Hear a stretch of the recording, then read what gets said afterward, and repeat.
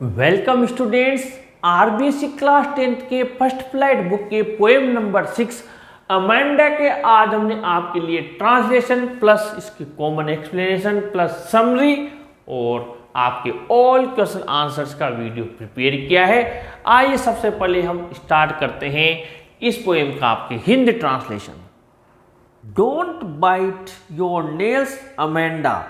यहाँ पर अमेंडा की माँ कहती है कि अपने नाखूनों को दांतों से मत काटो Amanda.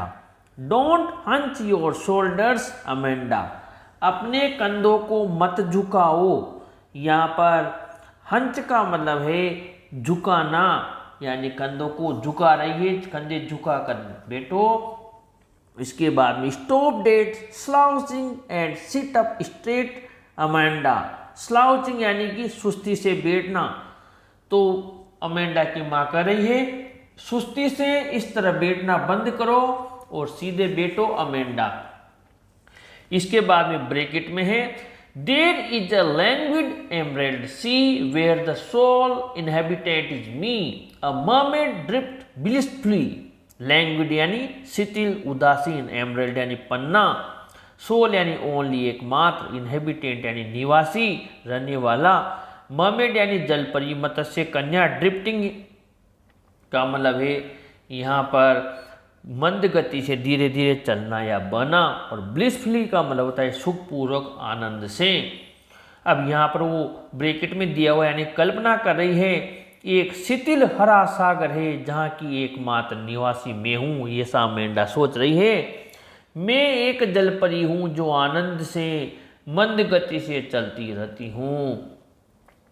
Did you finish your homework, Amanda? Did you tidy your room, Amanda? I thought I told you to clean your shoes, Amanda. फिर वापस माँ कर रही है क्या तुमने अपना गृह कार्य पूरा कर लिया, फिनिश समाप्त कर लिया?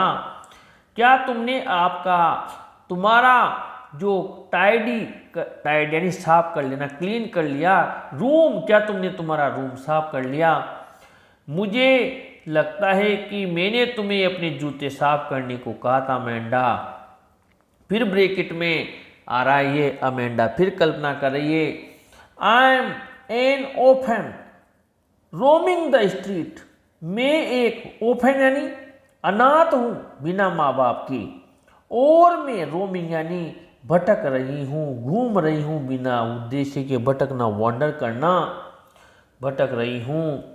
द स्ट्रीट गली में I pattern soft dust with my hushed bare feet the silence is golden the freedom is sweet. मैं अपने शांत नंगे पैरों से कोमल धूल पर आकृतियां बनाती हूँ। खामोशी मन पसंद होती है और स्वतंत्रता बड़ी प्यारी होती है, मीठी होती है। यहाँ पर रोमिंग का मतलब बता दिया, पैटर्न यानी आकृतियां बनाना, डस्ट यानी धूल, हस्ट यानी शांत, स्वीट यानी सौम्य प्यारी मीठी, बेर यानी नंगी नग्न, और गोल्डन यानी मनपसंद सुनहरी। फिर वापस उसकी माँ कहती है don't eat that chocolate Amanda, remember your acne Amanda, will you please look at me when I am speaking to you Amanda. वह चॉकलेट मत खाओ अमेंडा, अपने मुँह से एकने यानी मुँह से कील मुहासे हो जाते हैं, इन्हें याद रखो अमेंडा। जब मैं तुमसे बोल रही हूँ तो क्या तुम मेरी ओर देखोगी अमेंडा? यहाँ पर माँ कह रही है क्योंकि अमेंडा उसकी बात पर ध्यान नहीं दे रही है। फिर अमेंडा वापस सोच रही है ब्रैकेट में, देखिए I am Rapunzel, I have not a care, life in a tower is tranquil and rare, I will certainly never lay down my bright hair। मैं रेपंजल हूँ, मुझे कोई चिंता नहीं है। यहाँ पर वो कहता है नॉट अ केयर, कोई चिंता नहीं है, क्योंकि जो टावर मीनार में जिंदगी है वो ट्रैंक्विल यानी शांत है, रेयर यानी दुर्लभ है। I will certainly never lay down my bright hair, और मैं कभी भी अपने सुनहरे बालों को, चमकीले बालों को नीचे नहीं गिरने दूंगी। सर्टेन यानी निश्चित रूप से, लेट डाउन यानी नीचे गिरना। इसके बाद में फिर वापस उसकी माँ कहती stop that sulking at once Amanda. Sulking यानी रूठना, कुड़ना, वह कहता है तुरंत रूठना बंद कर दो Amanda. You are always so moody Amanda, तुम हमेशा इतनी मूडी तुनक मिजाजी बेड टेम्पर्ड चिड़चिड़ी क्यों रहती हो Amanda. Anyone would think that I nagged at you Amanda, कोई भी सोचेगा मैं तुम्हारी हमेशा नेग्ड करना, तुम्हारे दोस्त निकालती रहती हूँ, तुम्हारी शिकायत करती रहती हूँ, कोई भी ऐसा सोचेगा। और अमेंडा से उसकी माँ कहती है। इस प्रकार ये कविता यहाँ पर पूरी हो गई। अब आपके जो बाकी जो क्वेश्चन आंसर्स हैं और इससे रिलेटेड जो भी आपके टेक्स्ट बुक के और एडिशनल है उन्हें भी देख लेते हैं। अब बात हम करें आपके समरी ऑफ द पोएम की, तो समरी ऑफ द पोएम में हमने आपके समरी इस तरीके से बनाई है कि इसमें आपके बुक में दिए हुए सारे क्वेश्चन आंसर्स हैं, जितने भी क्वेश्चन हैं उन सबके आंसर्स बन रहे हैं। मूल चीजें आज के पर्टिकुलर आज के टाइम के हिसाब से जो मूल क्वेश्चन बनता है कि बच्चे को कितनी स्वतंत्रता देना चाहिए और क्या उसको बिल्कुल फ्री कर देना चाहिए या उसको माँ बाप के सुपरविजन में स्वतंत्रता देनी चाहिए, आपके क्या विचार है। लॉन्ग आंसर टाइप में निकल के आ सकता है, 80 to 100 वर्ड्स तक जा सकता है। इसके लिए आपको कुछ नहीं करना, यहाँ से लेकर इस तरीके का क्वेश्चन आ जाए, थीम में से सेंट्रल आइडिया आ जाए, तो आपको फिर यहाँ तक ये वाला क्वेश्चन लिखना है। यानी कि अगर लॉन्ग आंसर टाइप में आपसे पूछ लिया जाए कि इसका थीम क्या है, ये कविता क्या संदेश देना चाहती है, मैसेज क्या है, कवि क्या मैसेज देना चाहता है, या फिर इसका सेंट्रल आइडिया क्या है, तो फिर आपको क्या करना है, ये वाला आंसर इसमें 100% चलेगा। या फिर मैंने आपको बताया कि क्या बालक को पूरी स्वतंत्रता देना चाहिए या कितनी स्वतंत्रता देना चाहिए, ये सारी चीज़ें लॉन्ग आंसर टाइप में बन के आ रहा है। मोस्ट इंपॉर्टेंट क्वेश्चन है। और शॉर्ट में पूछा जाए कि एक बच्चे को कितनी स्वतंत्रता देना चाहिए, तो child should be given freedom under the supervision of parents, ये है माता पिता के सुपरविजन में। They must keep an eye on his her activities, उन्हें उसकी एक्टिविटीज पर ध्यान देना चाहिए। A child is not capable enough to decide what is good और बैड फॉर हर, एक बच्चे के पास उतना नॉलेज नहीं होता है, समझ शक्ति नहीं होती कि वो अपना अच्छा बुरा सोच सके। और कवि इस कविता के माध्यम से क्या देना चाहता है, शॉर्ट में पूछे तो through this poem the poet wants to tell us that too much and unnecessary control leave an unhealthy impact on the heart and mind of the children. इस कविता के माध्यम से कवि हमें बताना चाहता है कि अगर हम हद से ज़्यादा और अनावश्यक कंट्रोल करते हैं तो इससे बच्चे के माइंड और दिल पर बुरा प्रभाव पड़ता है। Parents let their children grow freely and naturally, माता पिता को उनके बच्चों को स्वतंत्र और स्वाभाविक रूप से ग्रो करने देना चाहिए। If a child is instructed now and then, अगर एक बच्चे को बार बार आप टोका टाकी करेंगे, the child will not pay attention and disobey parents, तो वो आपकी बात पर ध्यान नहीं देगा माँ बाप की पे और उनकी बात की अवहेलना करेगा। The situation could grow more worse and the child begin to avoid the company of his her parents, condition situation और ज़्यादा बुरी हो सकती है और बच्चा उसके माँ बाप की कंपनी साथ को अवॉइड करने लग जाता है। A child should be given freedom under the supervision, ये मैंने बता दिया।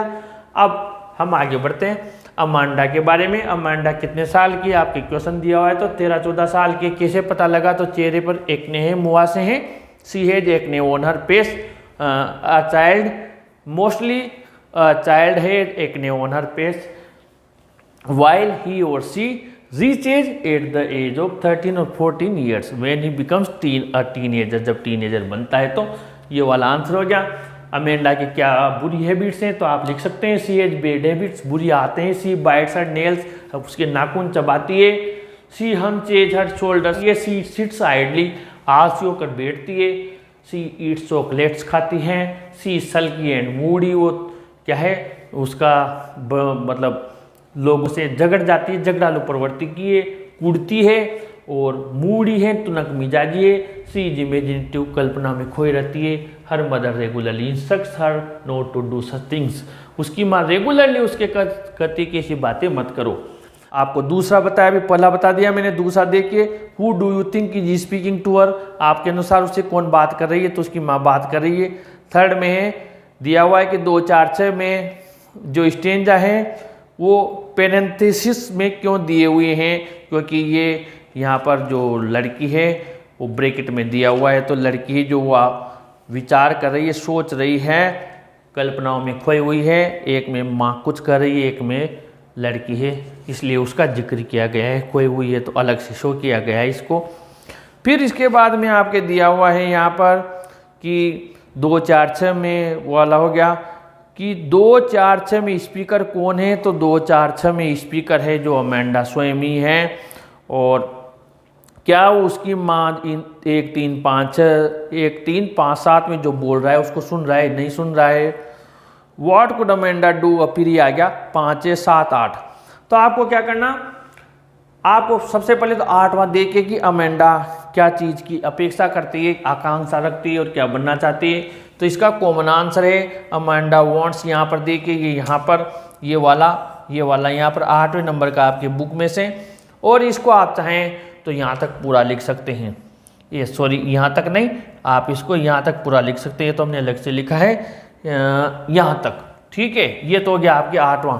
अब आपके अलग अलग दिया हुआ है मरमेड क्यों बनना चाहती है, तो आपको कुछ नहीं करना, ये वो चाहती है मरमेड बनना, तो ये और पेन और ये रेपंजल हटा देना। और मरमेड क्यों बनना चाहती है, तो मरमेड के बाद में ये 2 वाली लाइन जोड़ देना, to drift blissfully in the relaxed green sea, ये इसमें जोड़ देना, मरमेड के बाद में प्लस कर देना और फिर इट विल से आगे बढ़ा देना। फिर पूछे कि और पेन क्यों बनना चाहती है, तो फिर क्या करोगे, ये मरमेड और ये रेपंजल उड़ा देना और क्या लिखोगे, बिकॉज सी थिंग्स, ये वाली लाइन लिख देना, ठीक है। उसके बाद में इट विल से वापस लिख देना। फिर आपके दिया हुआ है 7वें में रेपंजल क्यों बनना चाहती है, तो इसमें क्या करोगे, मरमेड और पेन उड़ा देना, रेपंजल रख देना, वो रेपंजल बनना चाहती है, रेपंजल बनना, सी वॉन्ट्स टू बी ये एंड कुछ भी मत लिखना, she wants to be Rapunzel. फिर because Rapunzel was a beautiful princess और स्टेप मदर, ये पूरा लिख देना। फिर वापस इट विल बी से, ठीक है। तो जो आए उसका लिख देना। और कॉमन वाला 8वां आए कि वो क्या चाहती है, तो फिर पूरा लिख देना। ये तो आपके हो गया क्वेश्चन आंसर्स, जितने भी एडिशनल हैं मोस्टली यही हैं। और इसके बाद में आपका थीम नीचे सेंट्रल आइडिया मैंने बता दिया, ट्रांजिशन हमने सीख ली। और अगली वीडियो में इसी तरीके से आपके लिए मेहनत करते हुए आपसे फिर मुलाकात होगी। वीडियो को जरूर लाइक शेयर कीजिए और अपने चैनल को भी जरूर सब्सक्राइब कीजिए स्टूडेंट्स।